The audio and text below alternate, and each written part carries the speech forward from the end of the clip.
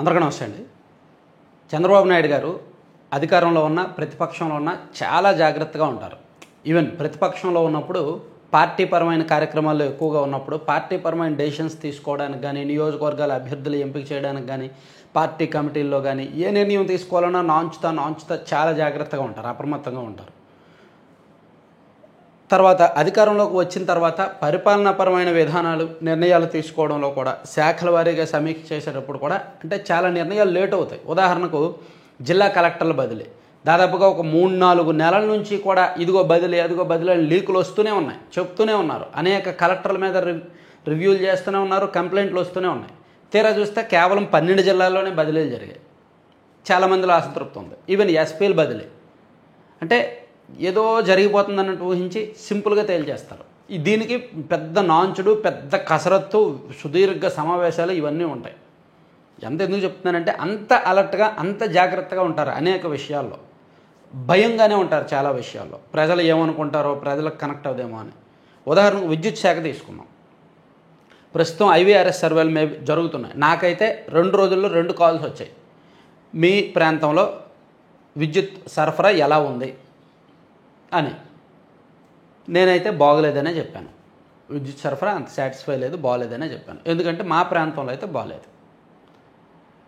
నెలలో 2 శుక్రవారాలు తీసేస్తున్నారు. ఏమనంటే మెయింటెనెన్స్ అంటున్నారు. పొద్దున్న నుంచి మధ్యాహ్నం వరకు ఉండట్లా. మిగిలిన టైంలో కూడా అడపాదడప కోతలు ఉంటున్నాయి.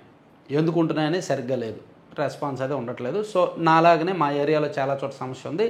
అండ్ మన సబ్స్క్రైబర్స్ నేను క్వశ్చన్ చేసినప్పుడు కూడా, ఒక ఫీడ్బ్యాక్ తీసుకుంటున్నప్పుడు కూడా 70% పాజిటివ్గానే రెస్పాండ్ అవుతున్నారు. 30% మాత్రం పవర్ కటింగ్స్ ఎక్కువగా ఉన్నాయి, నాణ్యమైన విద్యుత్ అయితే లేదు, అప్రకటిత కోతలు ఎక్కువగా ఉన్నాయని చెప్తున్నారు. కాబట్టి నేను అలా చెప్పాను. ఇక్కడ విద్యుత్ విషయంలో చంద్రబాబు గారు భయం అనే హెడ్డింగ్ ఎందుకు పెట్టానంటే, ఒకటి పవర్ సప్లై సరిగ్గా లేదు. ఈవెన్ 2014కు ముందు రాష్ట్రంలో కాంగ్రెస్ పార్టీ అధికారంలో ఉన్నప్పుడు విచ్చలవిడిగా పవర్ కటింగ్లు ఉండేవి. ఆ టైంలోనే ఎక్కువగా ఇన్వర్టర్లు కూడా సేల్ అయ్యాయి. మీకు గుర్తుండే ఉంటుంది. 2014కు ముందు కిరణ్ కుమార్ రెడ్డి గారు సీఎంగా ఉండగా పట్టణాలు, నగరాల్లో కూడా గంటల తరబడి తీసేవాళ్ళు. 2014లో చంద్రబాబు గారు సీఎం అయిన వారం రోజుల్లోనే పవర్ కటింగ్స్ అంటే జనం మర్చిపోయేంత పరిస్థితి వచ్చింది. ఒక్క నిమిషం కూడా ఆగిన దాఖలాలు లేవు. మార్చేశారు, మొత్తం పవర్ సెక్టార్ మొత్తం మార్చేశారు. 2014 నుంచి 19 వరకు పవర్ కటింగ్స్ అనేవి లేవు. అక్కడక్కడ ఏదో 1 నుంచి 2 నిమిషాలు తీశారు, కానీ మ్యాక్సిమం సప్లై అందుబాటులో ఉంది. ఈవెన్ మండల కేంద్రాలకు కూడా, మారుమూల గ్రామాలకు కూడా 1 గంట కంటే ఎక్కువ తీయలేదు. అలా మార్చారు. కానీ అటువంటి చంద్రబాబు గారు మళ్ళీ 2024 సీఎం అయ్యాక ఎందుకో మరి పవర్ కటింగ్స్ పెరుగుతున్నాయి, ఎక్కువగానే ఉన్నాయి, అప్రకటిత కోతలు ఎక్కువగానే ఉన్నాయి. పవర్ సెక్టార్లో ఎక్కడో వైఫల్యం కనిపిస్తోంది. సో అందుకని దాని మీద ప్రభుత్వం అలర్ట్ అయి ప్రస్తుతానికి IVRS సర్వేలు చేస్తోంది. సో ప్రభుత్వం అయితే అప్రమత్తంగా ఉంది, కొంత భయం ఉంది. మరోవైపు విద్యుత్ బిల్లుల విషయంలో చంద్రబాబు నాయుడు గారు ప్రతిపక్షంలో ఉన్నప్పుడు అంటే 2024 ఎన్నికలకు ముందు చెప్పారు. ఎందుకంటే 2019 నుంచి 2024 వరకు ఆ 5 ఏళ్లలో సుమారుగా 7 సార్లు కరెంటు బిల్లులు పెంచింది వైసీపీ ప్రభుత్వం. 2019కు ముందు 500 యూనిట్లు వాడిన ఇంటికి సుమారుగా 1500 అలా బిల్లు వస్తే 2024 వచ్చేసరికి ఆ బిల్లు 3000, అంటే డబల్ అయిందనమాట. అంటే వైసీపీ హయాంలో కరెంటు బిల్లులు రెట్టింపు అయ్యాయి. 2019కి ముందు 500 వచ్చేవాడు, 2024 వచ్చేసరికి 1000 రూపాయలకు పైగా బిల్లు వచ్చే పరిస్థితి వచ్చింది. సో కరెంటు బిల్లుల ప్రభావం జనం మీద ఉండటం తెలుసుకొని చంద్రబాబు గారు హామీ ఇచ్చారు. మేము అధికారంలోకి వస్తే కరెంటు బిల్లులు పెంచం, అలాగే తగ్గించే ప్రయత్నం చేస్తాం అని కూడా చెప్పారు.